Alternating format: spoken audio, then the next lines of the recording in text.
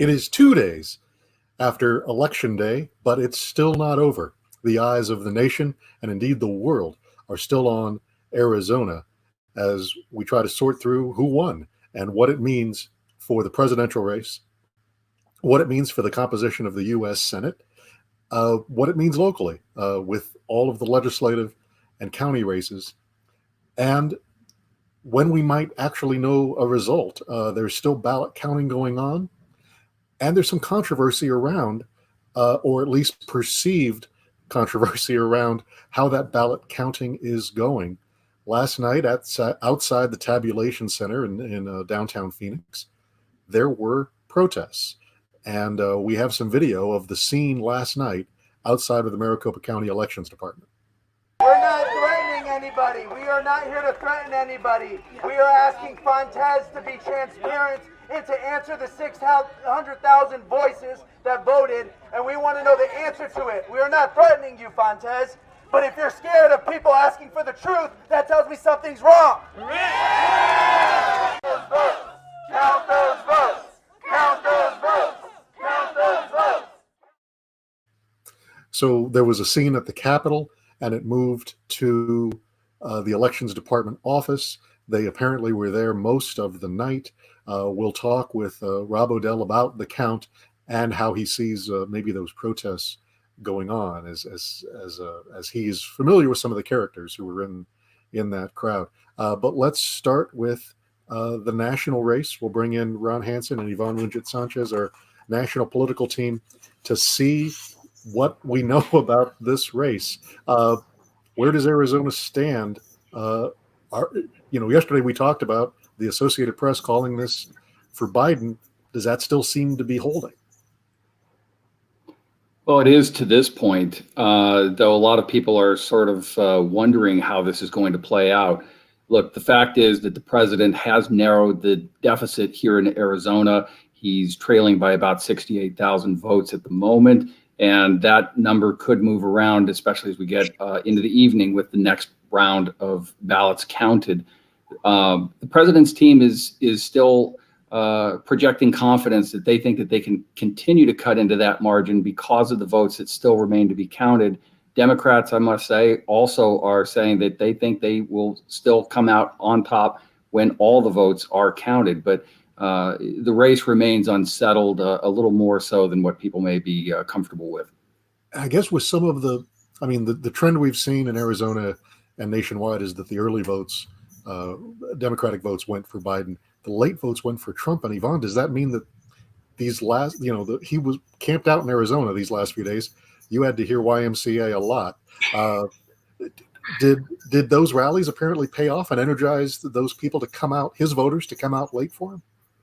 I don't know that we can necessarily at this point correlate these results with the rallies. I mean, clearly his supporters came out in full force. But I think both sides are really expecting this thing to get down to perhaps 1 point territory when we're talking about margins here. It is going to be very, very close. We do anticipate that the next batch of votes that are tabulated and posted tonight, again, will probably be very favorable for President Trump. And then the Biden campaign expects that at some point after that, those votes will start to favor Biden. But that could take, tomorrow, the following day, and maybe the day after that. And Ron, in a story that ran in the newspaper today and online yesterday, you pointed out sort of how the lack of third-party candidate enthusiasm also played a role in this race, right? Last time around, we knew who Ron Johnson and Jill Stein were. This time, not so much, right? Yeah, so I think this has been one point that a lot of people have sort of skipped past in this election, but the lack of third-party voting by a lot of people across the country, but also here in Arizona, has really kind of shifted the equation a bit. When you look at it in 2016, third-party candidates, I think, picked up about triple the normal numbers that what we've seen in presidential elections past. This time, it's kind of fallen back to more traditional levels. And when you look at the president's overall support in Arizona, it isn't really changed substantially in many ways from what he had in 2016. The difference is that all those third-party voters seem to have migrated over to the Democratic side at the moment, and that has helped fuel the Democratic resurgence here in Arizona.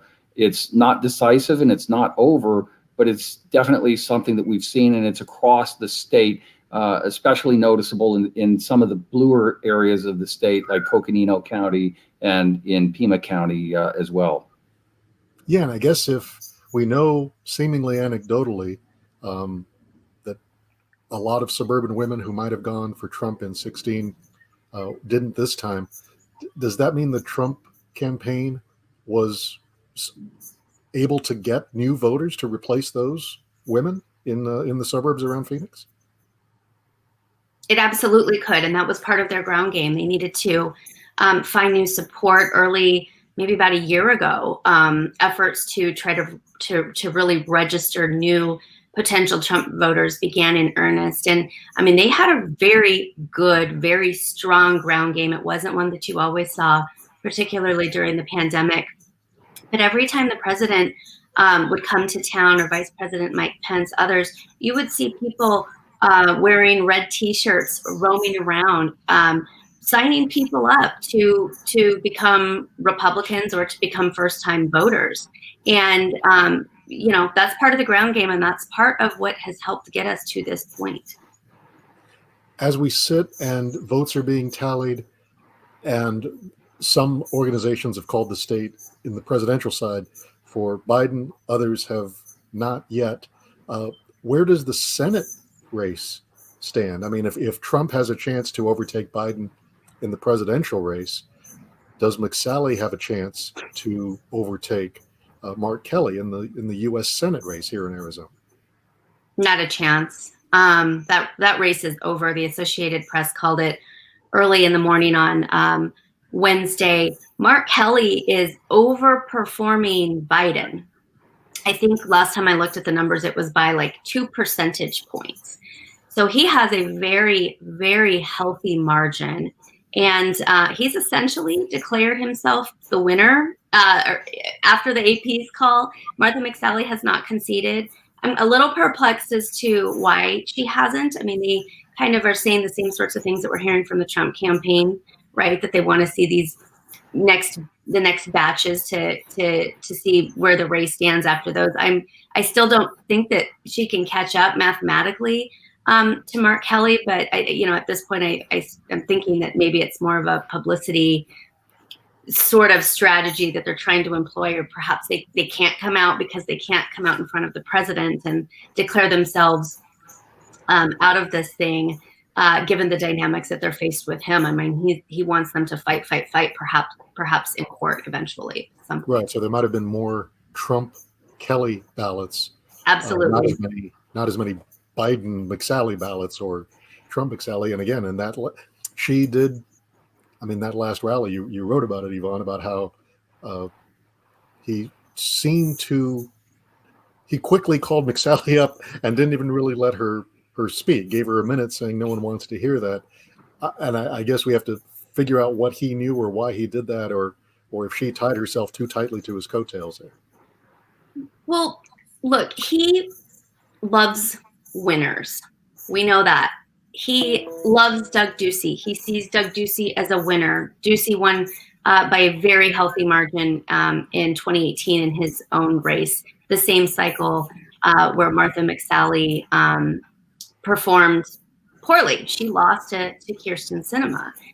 But then she was appointed to the seat, once held by the late Senator John McCain. And the polling just consistently in that Senate race has had her trailing Mark Kelly.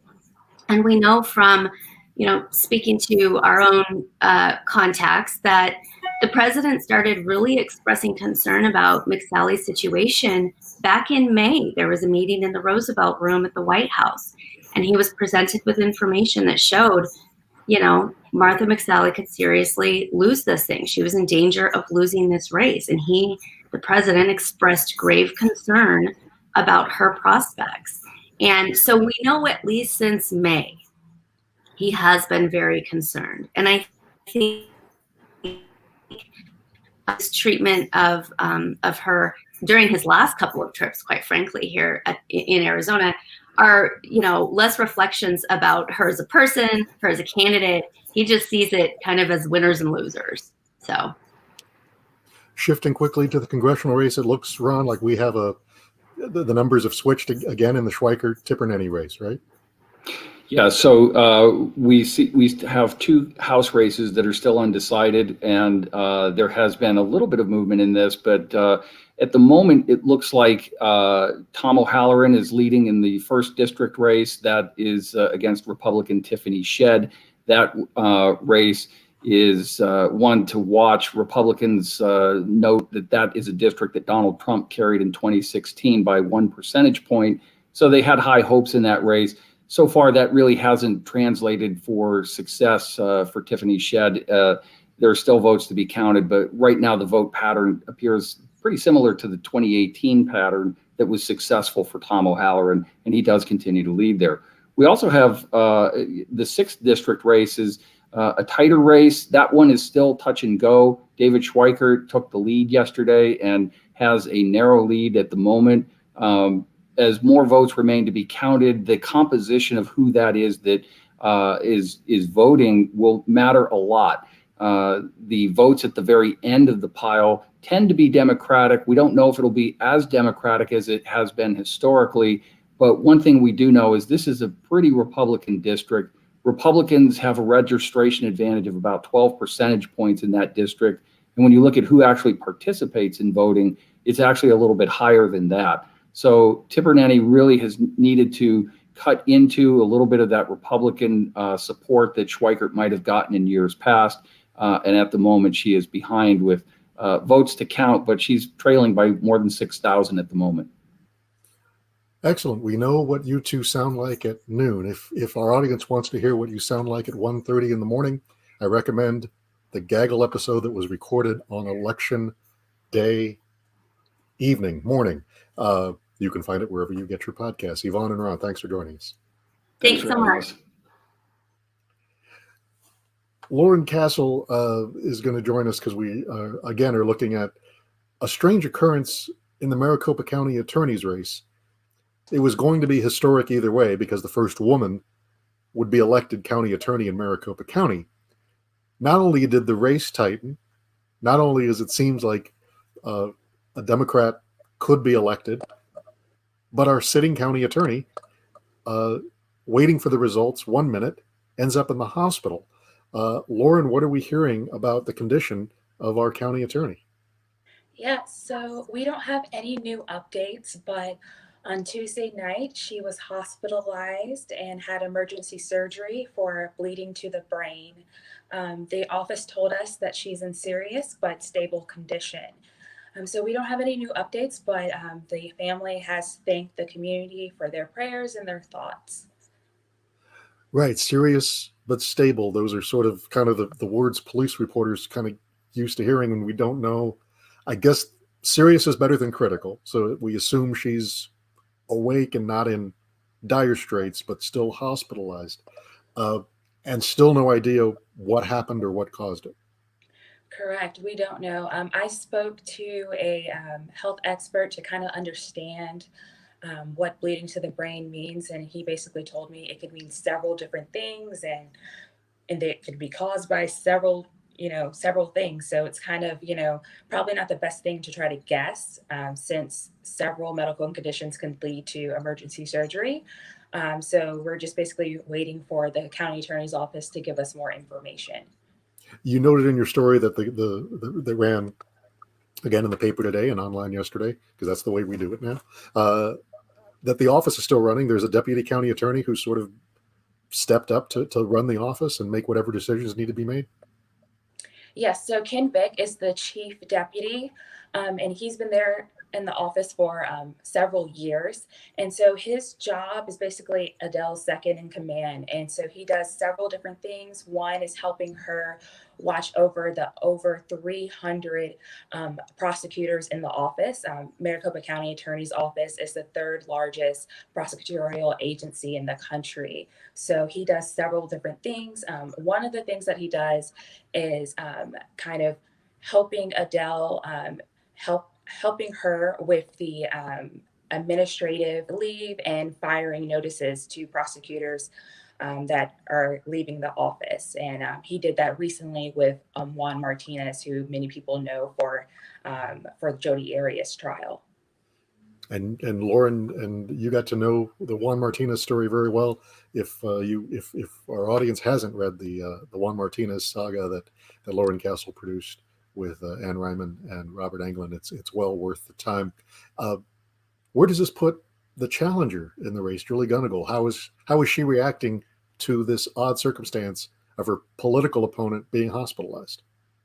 Yeah, so one thing I would like to note before I talk about Julie Gunnigal is that early this morning, Adele actually is now in the lead. It's still a very tight race, but she is now in the lead for the race. Julie Gunnigal's campaign announced that they are going silent with their social media accounts, so they're not posting anything new, and they're also taking down their campaign ads in order to pay respects to the county attorney while she recovers. One would have thought the ads would have gone down today anyway, but that's neither here nor there. And it is odd that the actual race result is secondary because of this medical emergency. But you're saying the latest results we got at, I believe, midnight last night, 12:30, showed Adele. Is it a sizable lead? Yeah, so it's not so much of a lead, but she's now in the lead. So if you kind of look at the elections website on the Maricopa County website, it is like 50% versus 50%, but Adele is in the lead. So this is a very tight race. So yeah, we'll another just one to watch is at it 7 every o'clock. single hour. Right. We're all going to hit refresh, and wait for those new numbers. Lauren, thank you so much for joining us again. Yes, thank you. Speaking of the numbers, let's bring in Rob Odell, who's been crunching them for the Republic to see how many ballots are out there. Rob, how many ballots? What's the state of uncounted ballots across the state and in Maricopa? So we got about 470,000 ballots statewide, about 275-ish left in Maricopa. So it has the potential to swing a lot of different races. The races you were just talking about, I expect the county attorney race, the Tipperary race to bounce back and forth. I actually think, you may have drops where the leaders get farther ahead and then the leaders switch again. So specifically with the presidential race, Trump has a long way to go because he's behind 68,000.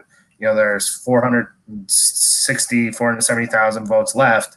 That's a long road to hoe. You can get it by basically winning about 50%, 57, 58% of the remaining votes that are out there. Coincidentally, the votes that were counted last night in Maricopa County gave him that advantage almost exactly. And so the question is just, will the rest of the state look like that across many different counties, that are very diverse, including Pima, that's really blue, and also through different, different bunches of ballots that are being counted. What are being counted now are basically like the early votes that were sent in the mail and arrived Monday and Tuesday. And then pretty soon you're going to get to the votes that were the early votes that were dropped off on election day. And those votes may look different than the ones that they're counting now. We don't really know. It's hard to predict since we haven't seen them from any county yet, what they may look like. And that's sort of why you have this idea of both of these camps thinking that that they could get home, because they both really do have a road to do it. It just matters what those votes say.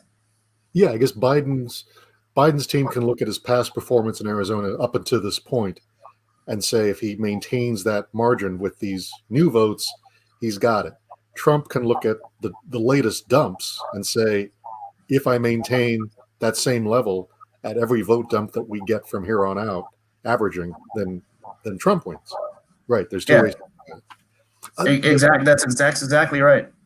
Is the counting? And I heard you address this on election night. One day later, is the counting still going smoothly across the state and in Maricopa County? Yeah, I mean, people who aren't familiar with elections in Arizona or haven't covered it the way we have, kind of don't understand that this is how it goes uh, when you do heavy mail ballots. You actually get the results later, because what they have to do with the mail-in ballots that come late is they have to rip them open and signature verify them, and that takes a little bit of time. And so basically, we're going to get this processing of ballots from every county. We're going to get several counties this afternoon, more at the close of business around 5, 6 o'clock, and then Maricopa is going to drop at 7. And so this is typically how it goes. And I think, I mean, other than the protests, which we may talk about, I think it's been pretty normal.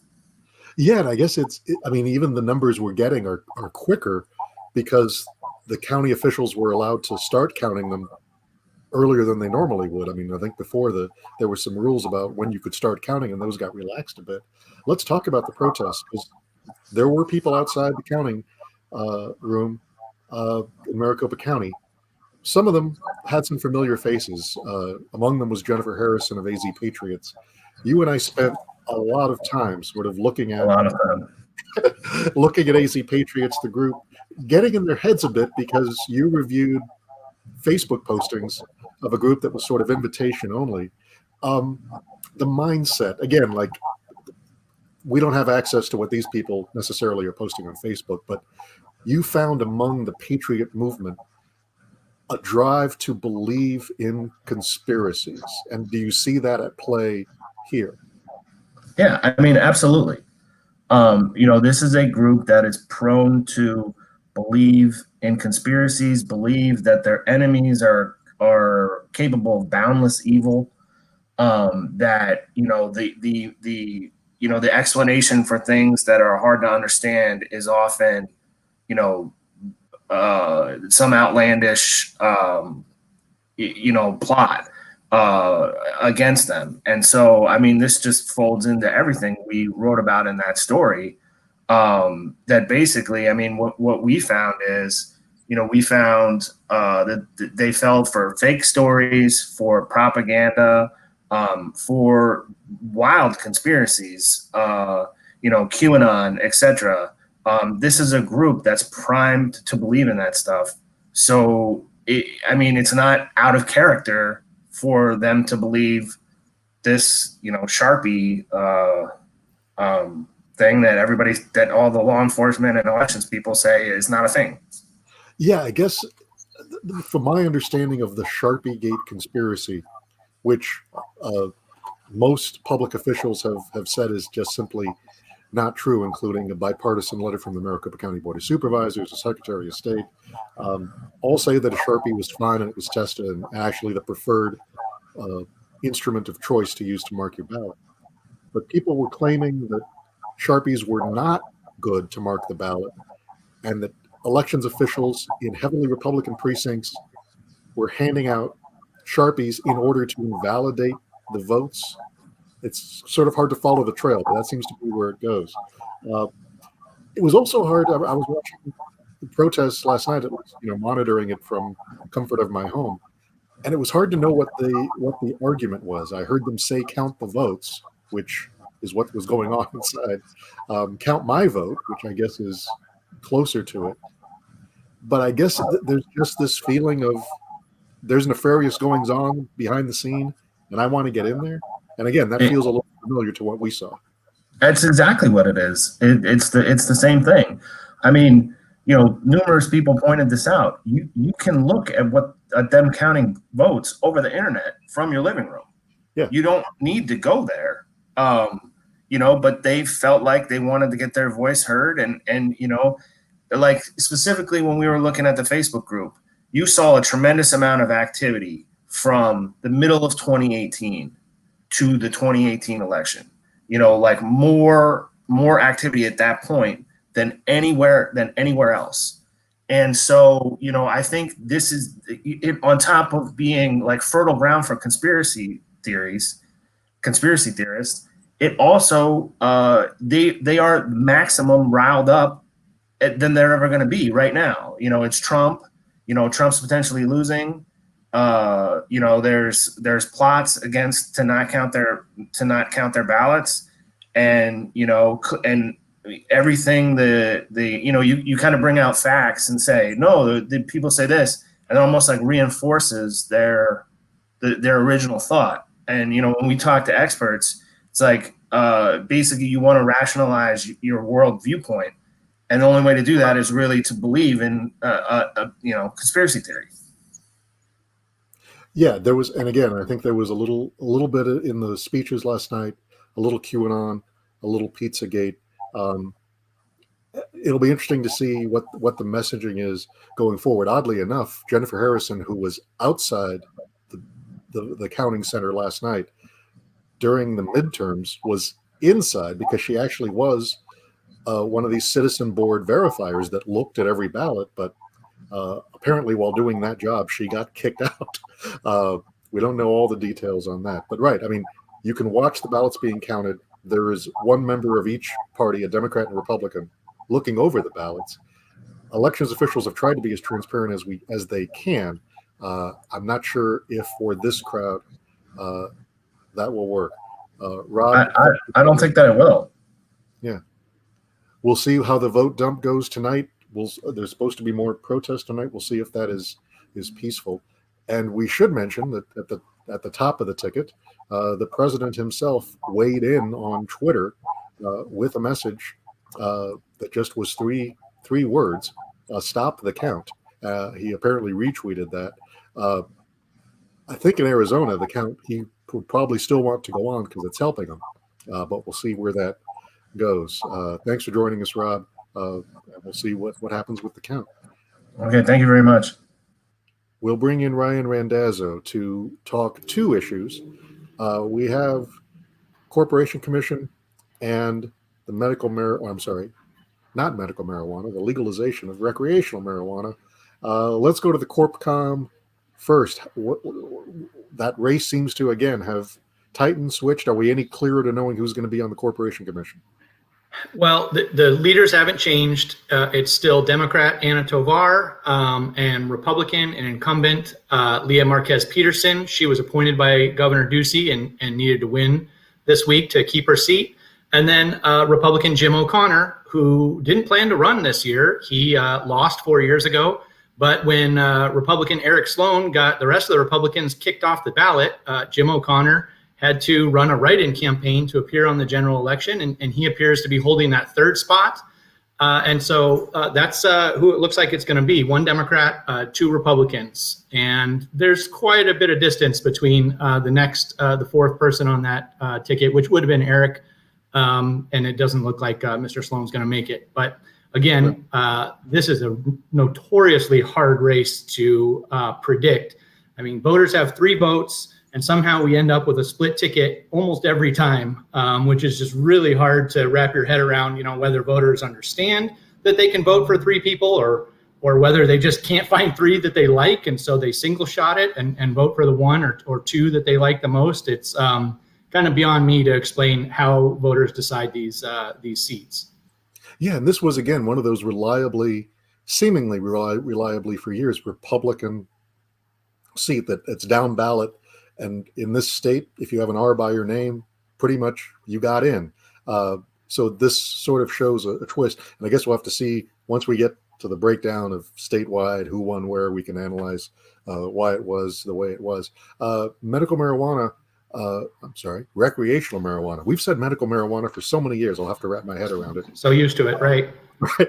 So it looks like, again, that's set for passing. You raised an interesting issue in your article about the possibility of shortages. Are we going to have enough marijuana to meet the demand, especially of the medical patients? Well, the big dispensary owners in Arizona are saying no. They had been polling on this. They were not surprised that their initiative passed. They were relieved, they said, but they anticipated this thing was going to go through, and they've already laid the groundwork to start planting enough marijuana that they are not going to have shortages. They're a little concerned that there could be some disruptions. They're more concerned that there could be legal action that could delay these things. But they are saying that they are absolutely ready. They're already investing more than $100 million. I'm wearing out my calculator trying to track all the different investments we've seen since the measure passed, with out-of-state operators buying dispensaries in Arizona dispensaries buying other operations, groundbreakings on big new indoor farms. So there's a lot of activity right now, but they say that they'll be ready by late March, early April, when the actual retail sales are expected to be approved, pending any legal actions that might delay that. Right. And then I guess this is an industry the voters said they wanted, and I think a lot of them might have been eyeing the tax revenue that could come in. Ryan, I appreciate you joining us. We'll see if there's another day of this, and we'll possibly see you tomorrow. Thank you. Thank you. And yes, as long as, I mean, if you needed another reason for the election to be over, here's one. We're going to do this every day until the races are called and we know where the dust has settled. Again, there's a lot of moving parts as the votes get counted, and we will keep analyzing what goes on.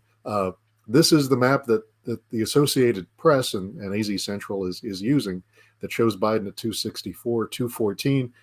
Depending on the network you watch, that Biden number is lower because although the Associated Press and Fox News has called Arizona, and so that's the number we're using at the Arizona Republic and AZ Central, some places have not. And I guess tonight we'll see if something tips over and hangs in the balance. If you're a subscriber, thank you for your support. If you are not a subscriber, please consider it. We talk to a lot of reporters. This newsroom is invested in covering this state and this election more comprehensively than any other outlet in Arizona. And so we appreciate your support. Thanks for watching, and we'll possibly see you tomorrow.